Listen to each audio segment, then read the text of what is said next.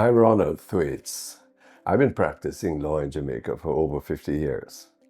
And I'm happy to have these conversations with you about legal matters that concern everybody's lives, whether you live in Jamaica or you live abroad.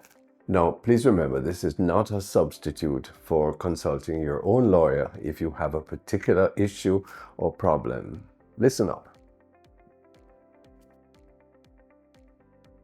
When a person dies, if they have left a will, first of all, your executor should know where your will is. Yes?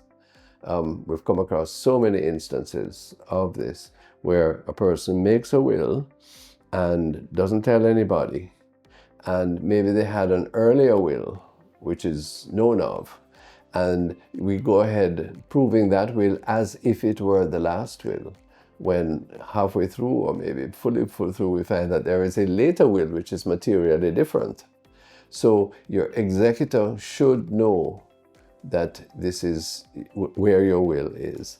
And I advise always people, if they're making a new will, destroy the previous one so that there's no ambiguity as to which is your last will.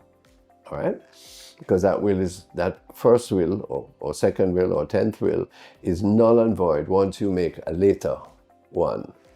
And remember that if you get married, the will is void, so you have to start and make another one, bearing in mind the responsibilities of marriage. The administrator is going to step in, usually appointed by the court, when there is no will. Some people in Jamaica have the wrong impression that the will must read over the grave.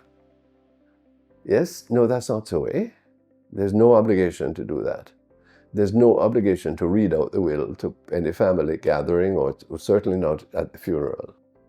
The responsibility of the executor is to prepare what is called an inventory of all of the things that are the property of the deceased person, and to apply, usually through a lawyer, to an appropriate court for the will to be probated. Probated means proven as being the last will and testament.